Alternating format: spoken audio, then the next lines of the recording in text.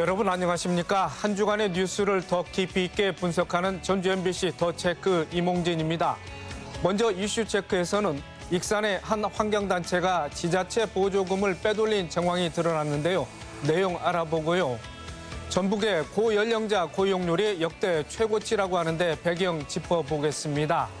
한우 가격은 떨어지는데 생산비가 오르면서 한우 농가들이 심각한 경영난을 겪고 있는데요. 지원책 살펴봅니다. 이슈 토론에서는 지난 4월 총선을 계기로 전주 전주 통합 문제가 다시 급부상했습니다. 찬반 양측 의견 들어보고 토론해 보겠습니다. 먼저 한 주간의 이슈 살펴봅니다.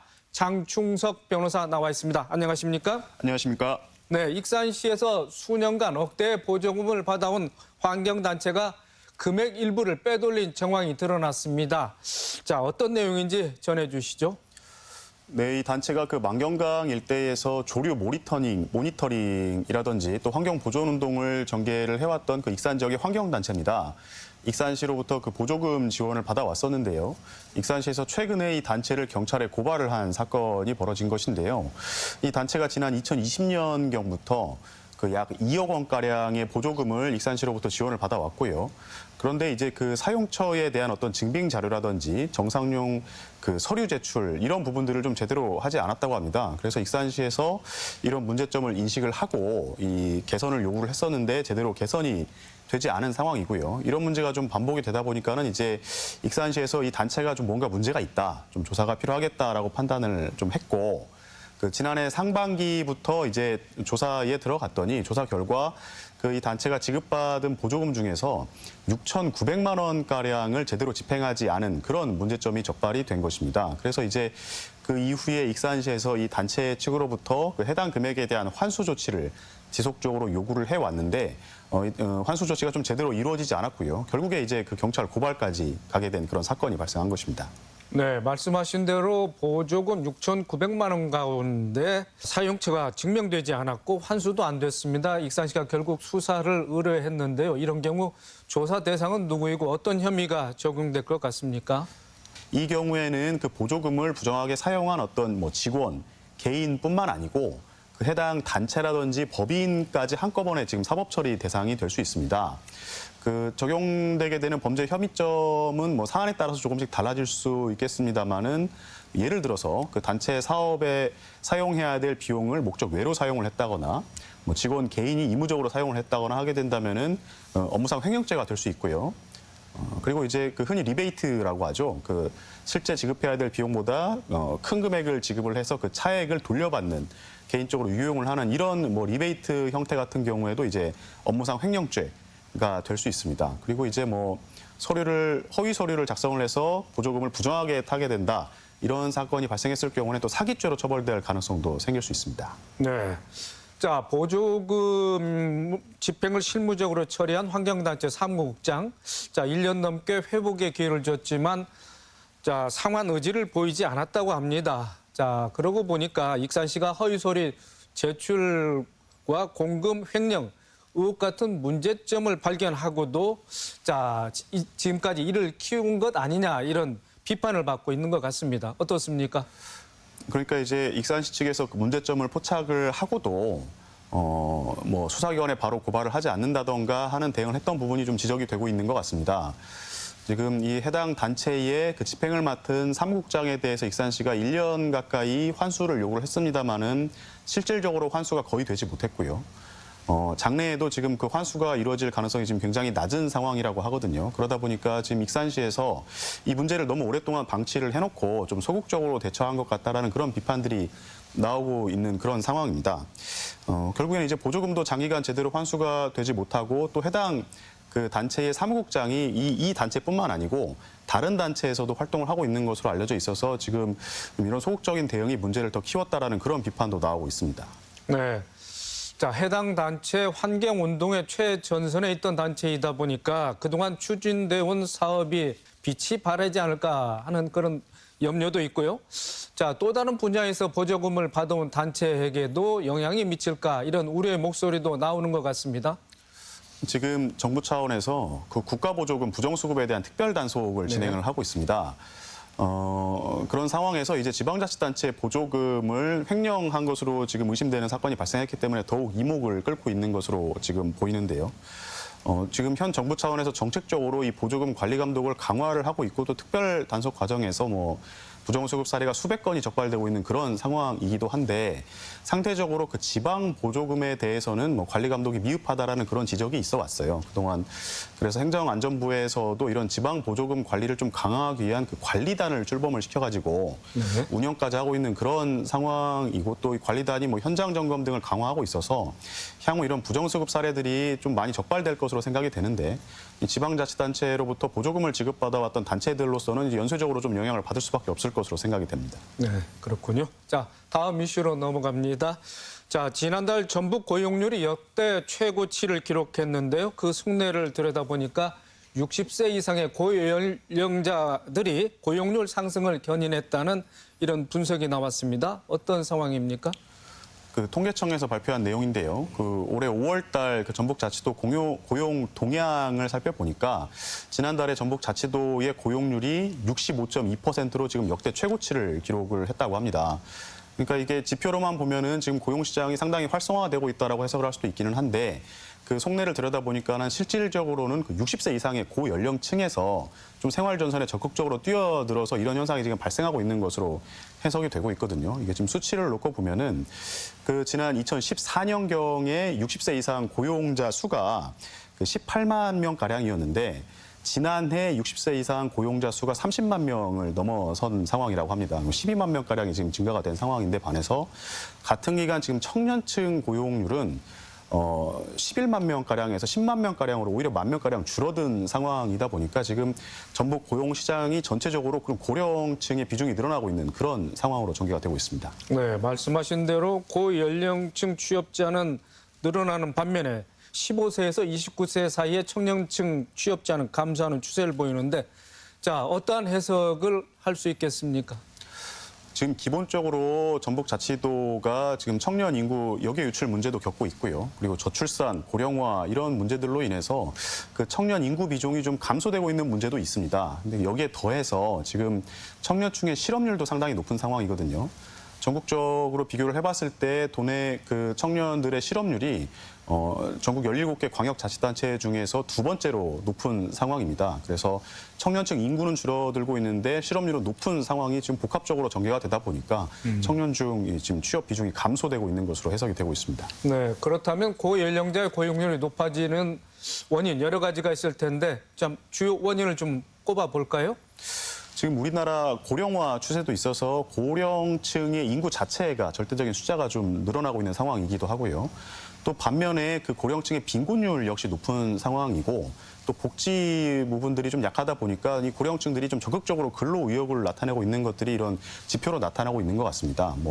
OECD 통계 같은 곳에서도 나타나지만은 우리나라가 고령층의 고용률이 지금 거의 최고 수준으로 높은데 또 이 고령층의 빈곤율 역시 최고 수준으로 높은 것들이 이런 지표들을 좀 설명해 준다고 생각이 됩니다. 네, 고연령자의 고용률이 높아지는 것은 사실입니다만은 양질의 일자리가 많지 않다는 게 문제이지 않겠습니까? 처우 문제라든지 뒤따른 문제가 적지 않을 것 같습니다. 지난해에 지금 전북 지역 고용된 근로자들의 월 평균 임금이 320만 원가량으로 지금 전국에서 두 번째로 낮은 그런 수준이었다고 합니다. 전국 평균과 비교를 해서 60만 원가량이 적은 그런 상황이라고 하는데요. 임금 상승률도 전국에서 15번째로 낮은 그런 통계치를 나타내고 있어서 지금 전북 지역의 어떤 그 고용의 질이 저임금으로 지금 상당히 낮은 상황이 계속 반복이 되고 있는 상황으로 볼 수 있습니다. 알겠습니다. 자, 오늘 마지막 이슈입니다. 도내 한우 농가의 경영난이 심각합니다. 한우 가격은 떨어지는데 생산비는 자꾸 오르다 보니 벼랑 끝에 내몰렸다는 표현이 적절한 것 같습니다. 자, 현재 상황 어떻습니까? 지금 현재 한우 가격이요. 지난해 같은 기간에 비해서 30%가량 낮은 그런 상황이라고 합니다. 거기다가 이제 사료값 같은 비용은 증가를 하고 또 소 수입도 재개가 되고 있는 상황이어서 좀 어려움이 가중되고 있는 상황이라고 하는데요. 통계청 발표에 따르면은 그 소 한 마리를 사육을 할 때 발생되는 손실이 142만 원. 이라고 해서 지금 1년 전에 비해서 100%가량 증가된 상황이라고 하고요. 그러니까 이 소를 키울수록 손해를 보는 이런 상황이 벌어지고 있는 것이라고 볼 수 있고 그 한국농촌경제연구원에서 발표하는 그 한우 소고기 수급 지표 라는 것이 있는데 여기에 보면은 이게 지금 심각 단계로 발표를 하고 있습니다. 이것은 사실상 한우 농가가 이제 영업을 할수록 손실이 발생하는 단계에 접어든 어떤 그런 상황으로 볼 수 있습니다. 네. 수급 불균형이 초래돼서 한우값이 계속해서 떨어지는데 자, 그 밖의 이유 어떻게 나와 있습니까?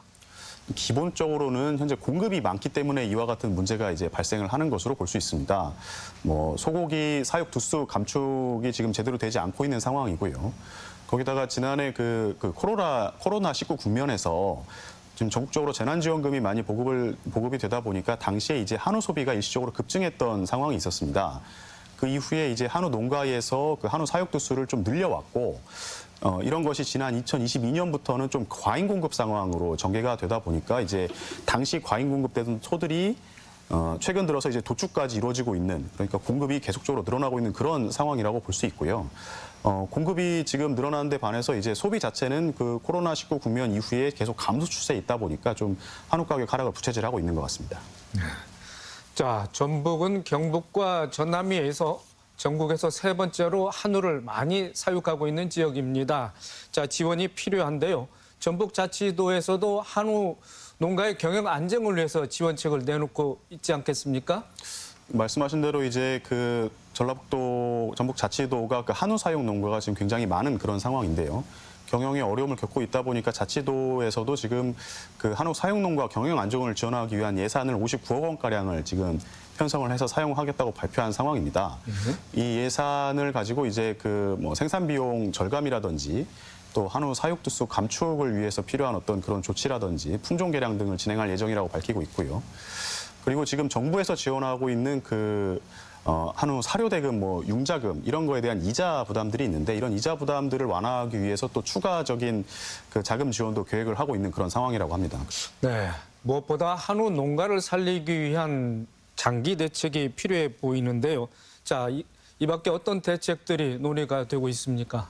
결국에는 이제 그 한우의 공급을 줄이고 그 소비를 촉진을 해서 소비를 늘리는 이런 방향으로 갈 수밖에 없는 것 같고요.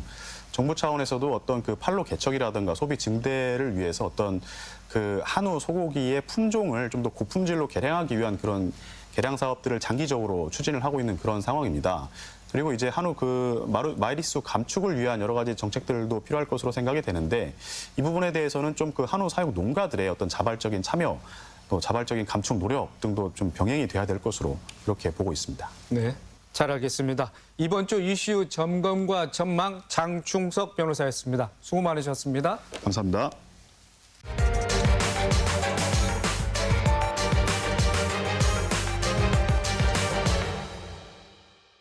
이슈 토론입니다. 전주 완주 통합 시도는 지난 1997년과 2009년, 2013년 세 차례나 추진됐지만 정치권과 완주 군민들의 반대로 무산됐습니다.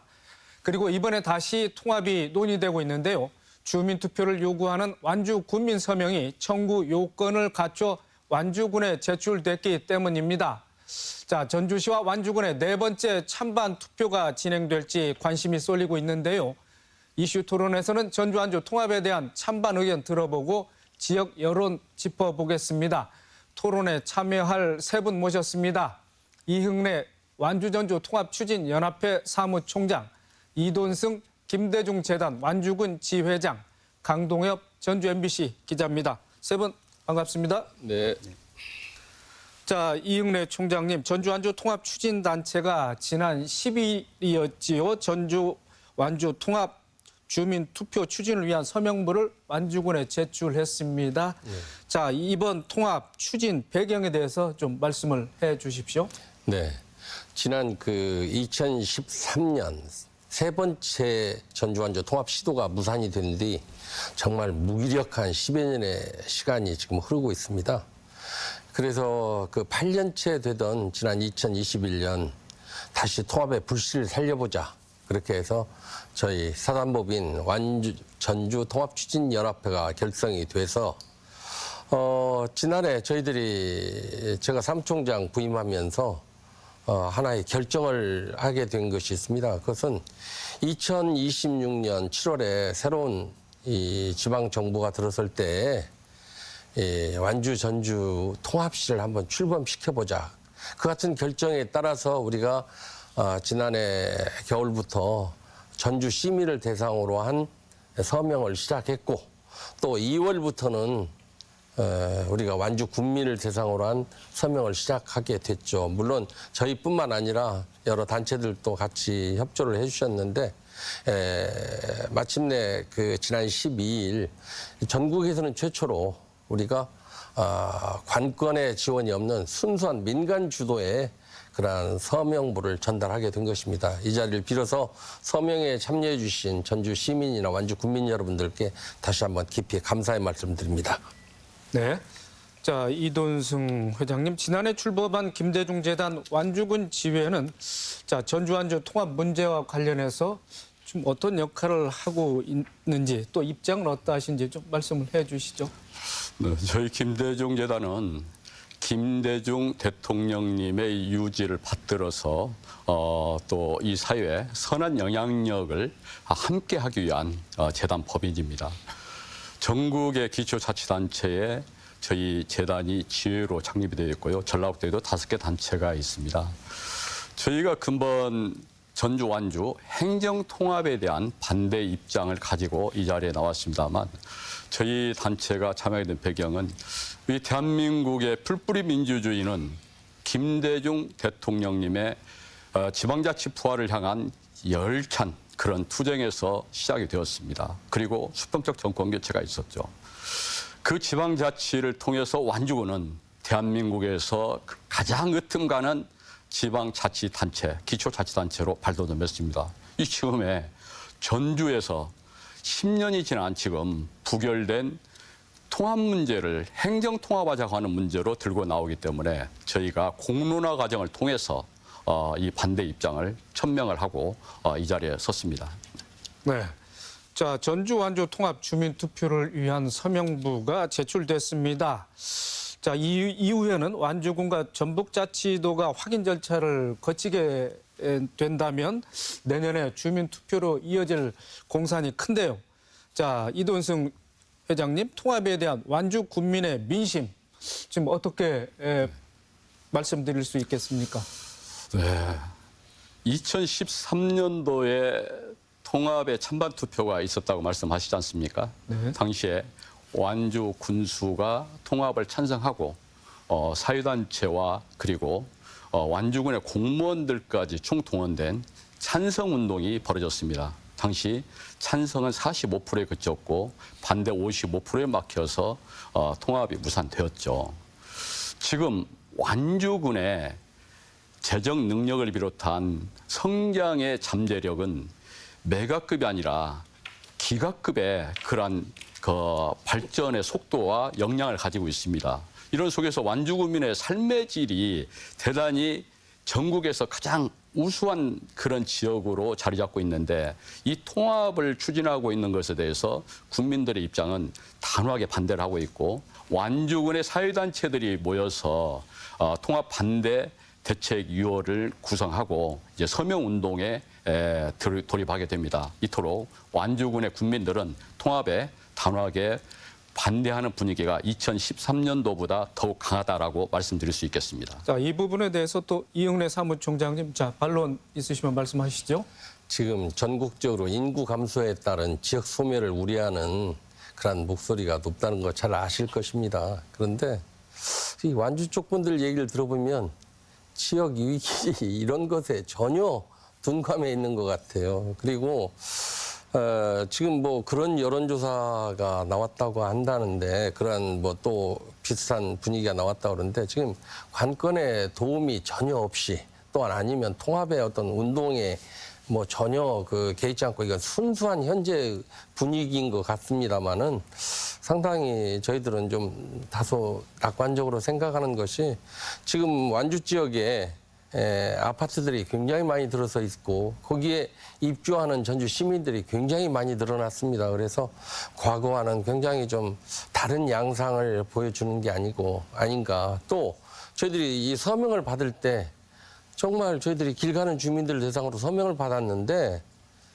거기에 6천여 명의 시민들이 선뜻 서명을 해준 거 봐서 과거와는 좀 다른 결과가 나오지 않을까 저희들은 그렇게 예상도 하고 있습니다.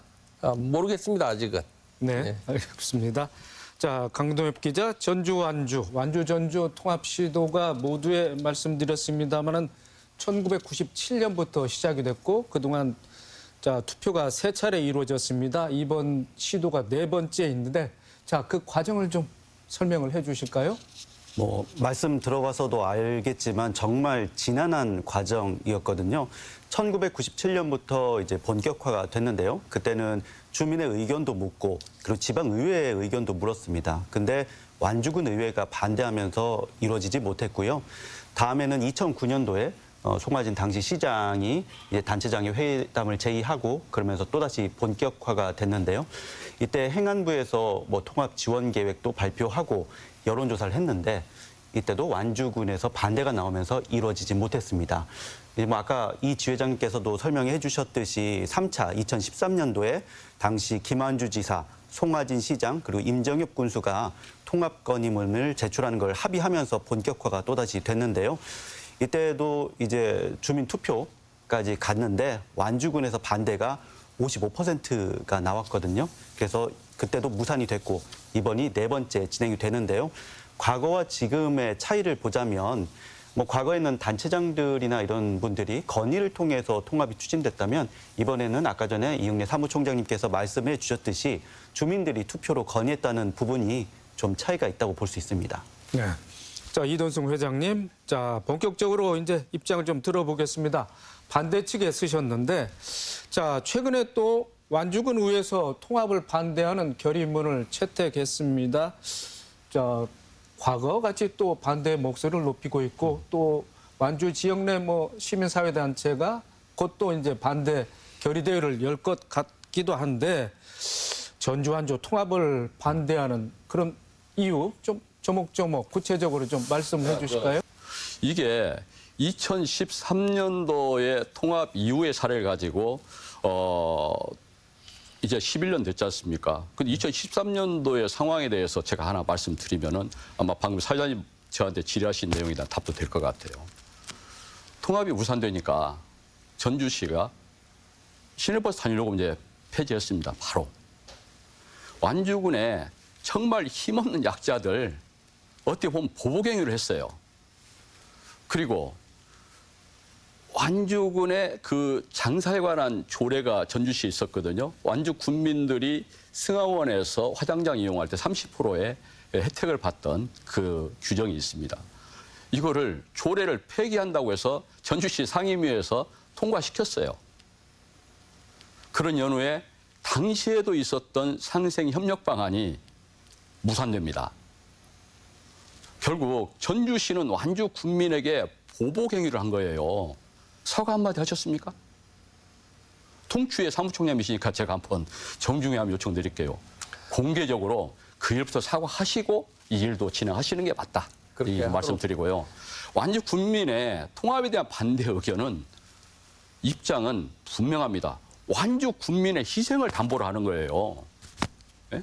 그리고 이 부분에 대해서 제가 실질적으로 전주의 통추위가 롤모델로 제시하는 청주시의 구청원군 다녀왔어요. 청원 군민들 통합을 찬성하면 바보라고 절대 다수가 얘기를 합니다. 이런 형국에 완주 군민들이 과거의 시대에 아주 꿈속에서 헤매고 있다?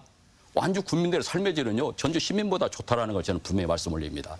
그런 속에서 완주 군민에게 통합을 강요하는 행위는 또 다른 분쟁의 씨앗이 될 것이고 전주와의 상생의 협약이 이행되고 있는 과정에서 나온 이 통합 추진은 행정통합 추진은 대단한 전북 발전을 저해하는 요인으로 끝날 것이다라고 하는 걸 잘 말씀드립니다.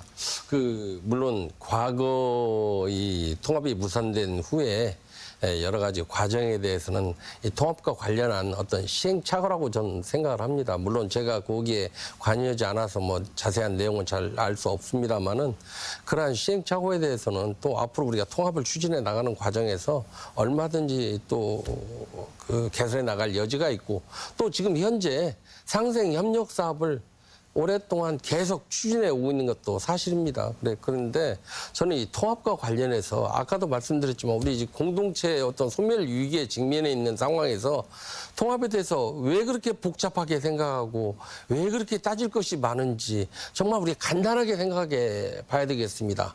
1935년 이전만 해도 우리가 전주, 완주 같은 지역이었고 지금 현재도 수많은 사람들이 매일 전주와 완주를 오가면서 살고 있는 같은 동일 생활권이라는 것은 여러분들이 너무 잘 알고 있을 것입니다. 우리 지회장님도 구의 출신이지만 전주에서 학교를 나왔고 전주에서 살다가 완주로 갔다가 또다시 어디에 지금 살고 계신지 모르겠습니다만은 늘 왔다 갔다 하지 않습니까? 동일 생활권, 이 동일 생활권에 왜 우리가 행정권만 2개로 분리가 되어야 되느냐. 그거 하나만 먼저 생각해서 분리됨으로써 발생하는 비효율성과 어떤 중복 비용을 줄여서 지역 발전에 활용해서 그리고 여러 가지 행정의 효율을 높여서 우리가 공동체 발달을 좀 발전을 가져오자. 이게 바로 통합의 가장 기본적인 이유인데 정말 뭐가 그렇게 복잡한지 정말 이해를 할 수가 없습니다. 네, 다른 도농 복합 도시들은 통합 결과로 행정 조직이 하나로 이루어졌습니다. 자, 물론 시군 통합이 지역 발전의 돌파구가 될 것이라는 한켠의 주장이 있는 반면 다른 편에서는 실질적으로 큰 도움이 안 된다, 효과가 미미하다 이렇게 말하고 있는 쪽도 있습니다. 자, 이 부분에 대해서 우리 사무총장님 또 회장님은 어떤 생각을 갖고 계신지 먼저 이응래 사무총장님. 아까 지회장님 말씀이 완주군 측에서 어디 청주청원을 다녀오신 모양이죠? 네, 다녀왔습니다. 군의회에서 갔습니까? 아니요, 저희 김대중 예단 완주군 지회의원 21명이 버스를 그런데 타고 다녀왔습니다. 통합지역 같은 곳을 가려면 가서 잘 된 것을 보고 와서 우리가 어떻게 하면 잘 살 수 있을 것인가를 생각을 해야지 어떻게 꼭 그런 지역만 가서 보고 오십니까? 저 이해가 안 됩니다. 네. 그리고 말씀하시죠. 네. 지금 무슨 어느 혐오 시설이 많이 밀집된 지역 이런 지역들 갔다 오셨다고 그러는데 그게 그 지역 주민들의 동의나 허가 없이 그게 들어설 수 있습니까? 아니, 간단히 생각해 보세요. 우리도 마찬가지입니다. 우리가 지금 말씀드리고 싶은 것은 지금 주민들은 그렇게 도움이 안 된다라고 생각하지만은 우리가 차분히 정말 생각해 보시면 그렇게 해서 역사는 흘러가고 지역은 발전하게 돼 있습니다. 그걸 상기를 늘 해주셨으면 고맙겠습니다. 자, 네, 말씀하시죠, 우리. 제가 가장 가까이 있는 전에 완주군이었다가 전주시로 편입된 곳들이 전주시의 변두리입니다. 이곳이 어디냐면요. 이서 상림리, 중리, 용진의 산정리, 구인면의 석구, 원당, 중인, 용보, 조촌 많습니다. 이분들의 삶 우리 이응래 총장님 보시죠. 이분들 도농 복합 지역이에요. 그런데 그분들 삶은 좋아졌습니까? 그분들은요 완주를 부러워하고 있어요. 왜? 완주 군민으로서 삶이 자기들보다 더 좋다라는 거죠. 제가 간단하게 말 끼어들지 마세요. 예. 그리고 우리 그 사무총장님께서 말씀하시는 완주 군민들에 대한 약간의 좀 감정을 향하는 얘기를 자꾸 하시면 안 됩니다. 왜냐하면요 완주 군민들 자존감 높아요. 네, 잘 살고 알겠습니다. 있어요. 예. 그리고 잘 살 수 있고 완주군의 산업단지가 400만 평이 이릅니다. 전주 산업단지 지금 90만 평 좀 넘죠. 어떻게 그 인구 65만의 전주시의 산업단지의 그 규모와 인구 10만의 완주군 산업단지 부러우면 부럽다고 얘기를 하셔야죠. 같이 살자. 그러셔야지. 완주 군민의 사고가 굉장히 후진적이라고 말씀하시는 것은 대단한 말씀의 오류다라고 제가 좀 지적을 좀 하나 드리고 싶고 제가 방금 말씀하신 청원군에 저희가 들렸던 지역이 있잖아요. 저희가 오염역이 사실 없습니다. 오염시설이요. 그런데 그분들이 청원군에서 청주시청, 통합시청을 청원군에 주겠다고 처음에 얘기를 했어요. 지금 청주시청, 청원시에 있습니다. 추진하고 있어요. 이 포기시켰어요. 많은 부분이 이행됐다고 언론에는 나와요. 그분들이 들어봤더니 사실은 많은 것들이 우리가 피해를 입고 있는데 언론에 그렇게 나올 뿐이다라고 얘기를 하십니다. 이게 현실이에요. 이게 선제적으로 시행했던 정부의 도농복합 추진 정책이 빚어놓은 결과인데 결국은 우리 완주군을 웅변하고 있는 것이 청주시의 구청원군이고 또 마창진의 마산이고 그리고 삼려통합의 여천군입니다.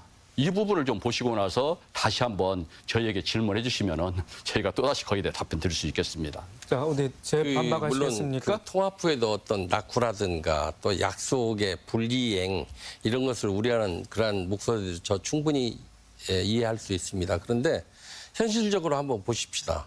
완주군만 해도 지금 현재 중심지가 있고 변두리가 있습니다.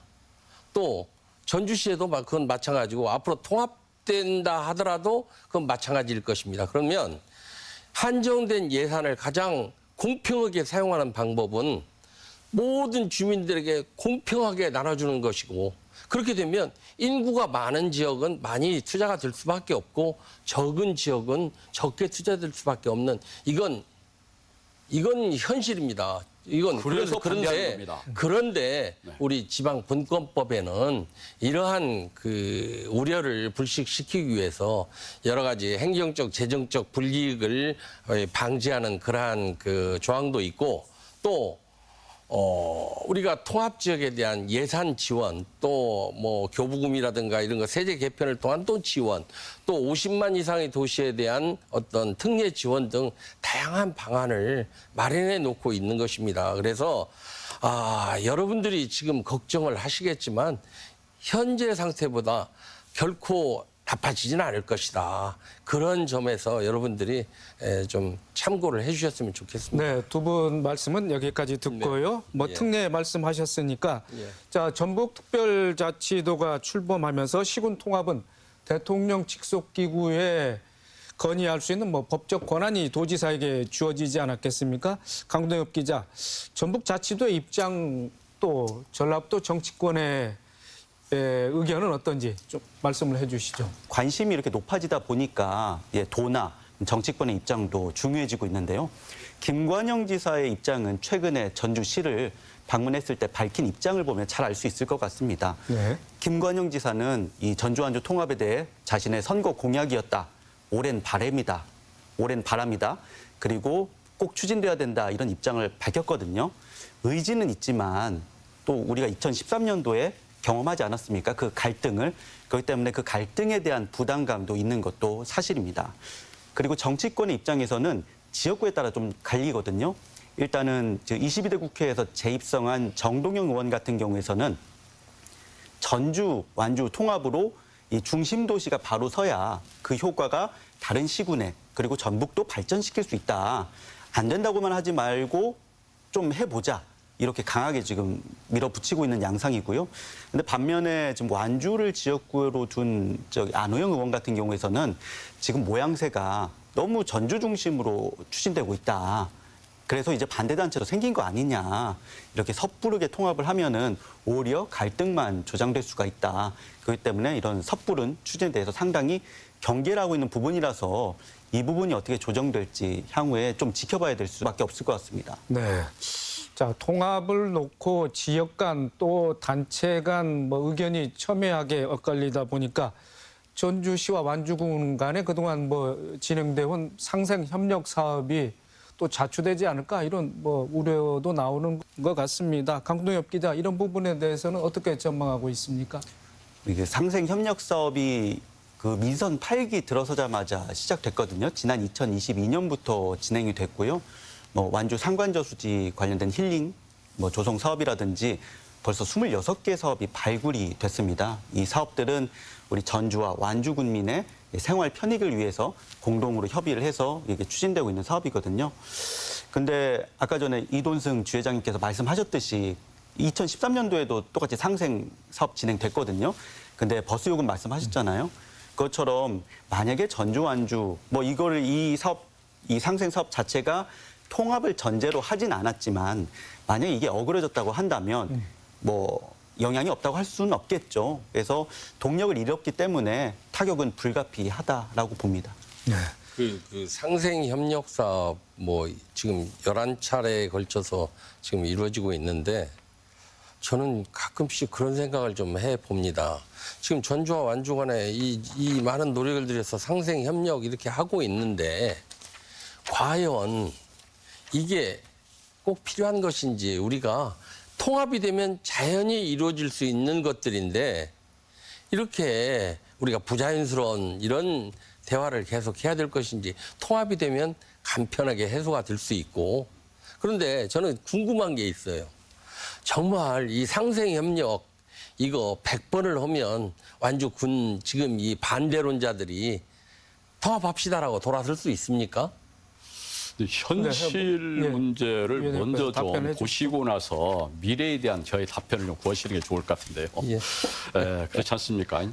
상생사업 하나도 제대로 이행하지 못한 양지자체라고 지적할 수도 있겠지만 그 상생사업이 정상대로 가지 못하는 것은 결국은 전주시의 이유가 있는 거예요.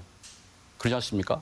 지금 이것도 방금 우리 강 기자님 말씀하셨지만은 무산될 수도 있다라고 하는 염려를 하고 계십니다. 완주 전주가 둘이 같이 잘 살자고 전주시와 통춘이 얘기하지만 전북 발전의 동력이라고 또 포장을 하시지만 실질적으로 그 동력에서 완주구민의 희생은 분명하다는 것을 제가 지적했잖아요.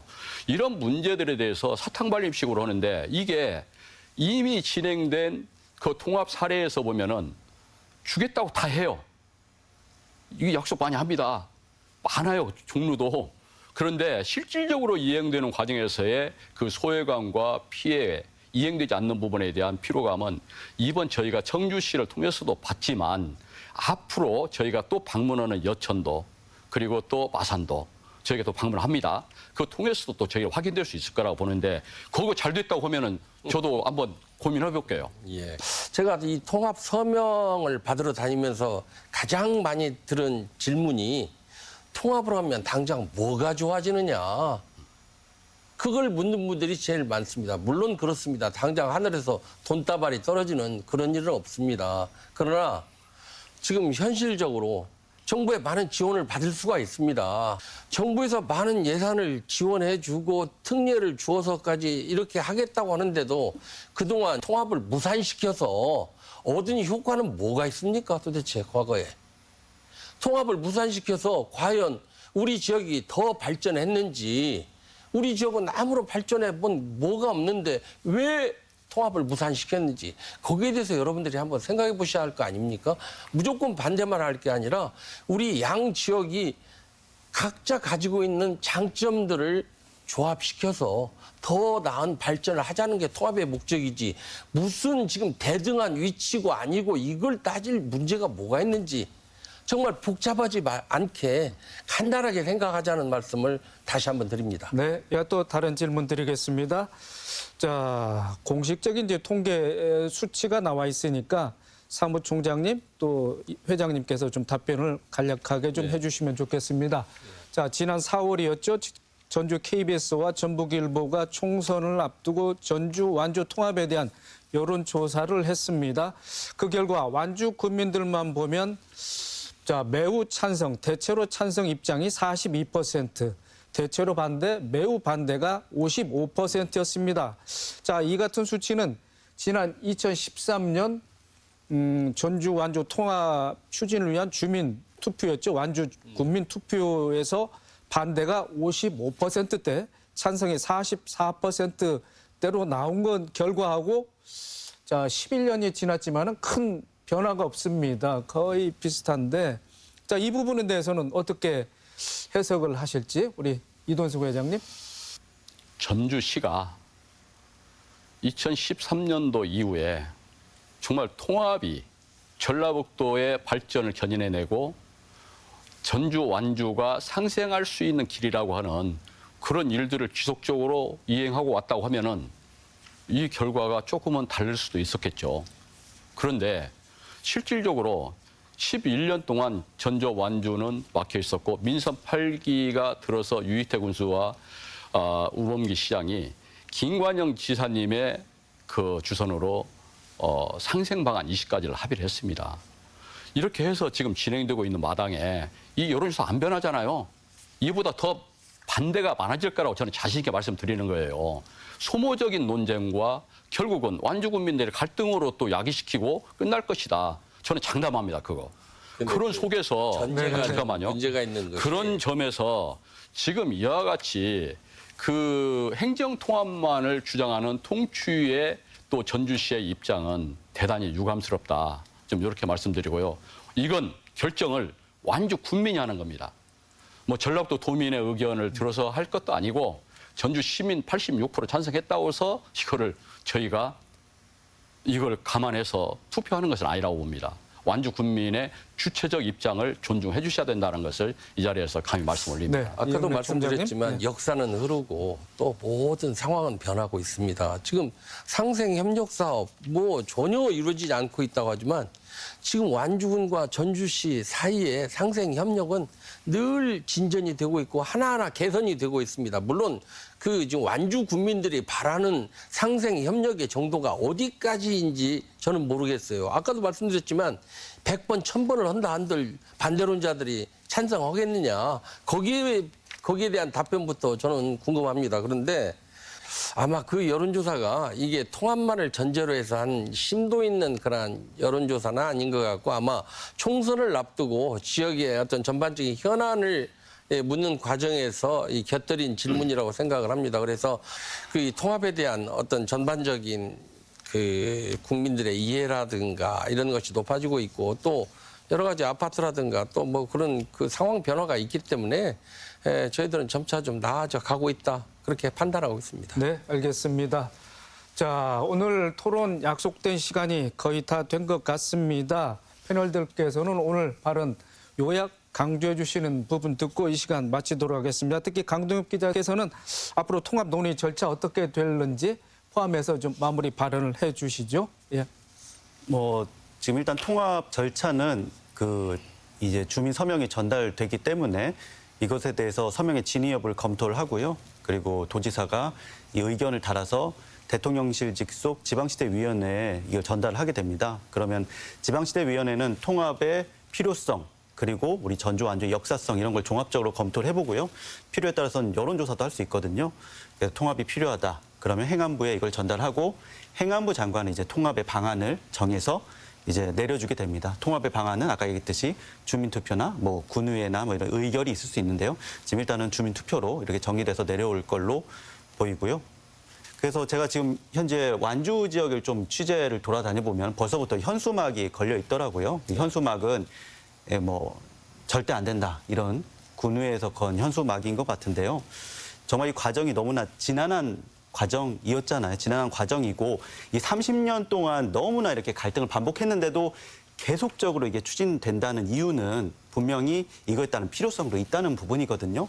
그리고 이 필요성을 최종적으로 결정하는 거는 결국에는 주민들의 몫입니다. 그래서 우리가 이게 뭐 무조건 찬성, 무조건 반대는 아니고 주민들이 자신의 삶, 우리 아이의 미래 이런 걸 충분히 숙고해서 결정할 수 있도록 그런 공론의 장에서 우리 서로 찬반단체가 얘기를 하고 주민들이 의사결정할 수 있게 하는 게 어떨까 이런 생각이 듭니다. 네, 알겠습니다. 이돈승 회장님. 우리 전북도지사님께서는 통합추진단체의 서명부를 받으셨고 그러니까 그 서명부에 따라서 향후에 지방시대위원을 비롯한 행안부의 그 과정들은 거쳐야 되겠죠. 찬성 의견이 6,600여 명 이렇게 올라갔다고 그러셨죠? 6,100여 명. 저희 완주군의 지금 반대단체도 어떻게 보면 내일부터 본격적으로 반대 서명운동에 돌입을 합니다. 그러면 완주 군민의 주체적인 의견을 도지사님께서도 존중해 주셔야죠. 그것이 지방 분권이고 또 뭐 지방 자치입니다. 이 정신을 살려줘야 된다고 저는 감히 전북도에 촉구를 합니다. 그리고 이와 같은 과정에서 정치를 하신 분들, 선택받은 분들에 대해서 비난하는 그 통추이나 전주시 입장을 제가 가끔 듣습니다. 군의원이 반대하니까 저 사람들 정치 때문에 반대한다. 그분들은 유이태 군수도 완주군 의회 서남역 의장을 비롯한 11명의 군의원도 모두가 주민들의 선택을 받으신 분들이에요.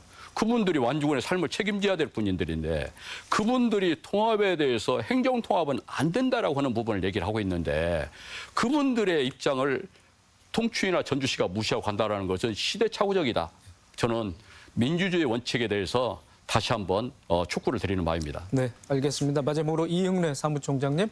이런 토론을 할 때마다 늘 느끼는 것이 저는 이 정치인들의 어떤 자세 또 정치인들이 지역 주민들을 어떻게 대할 것인가 하는 그런 마음가짐이 가장 중요하다 생각합니다. 이번 통합을 하는 데 있어서 가장 중요한 것은 저는 안호영 국회의원을 비롯 정점으로 해서 완주 군수 또 완주군 의회 의원들에게까지 이르는 완주 지역 정치인들의 자세가 가장 중요한 통합의 관건이라고 생각합니다.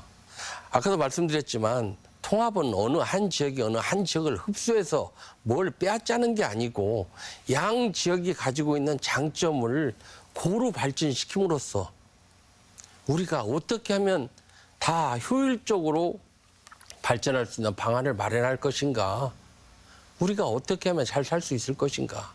과거 우리 조상들이 호남선 철도 본선이 전주를 지나가지 못하게 막음으로써 우리가 당했던 어떤 낙후의 아픔을 이제 이 정치인들이 정말 대승적으로 판단해 보시고 통 크게 결단을 내리셔서 이제 주민들에게도 한번 그렇게 달라진 정치인들의 비전을 좀 제시해 줬으면 좋겠습니다.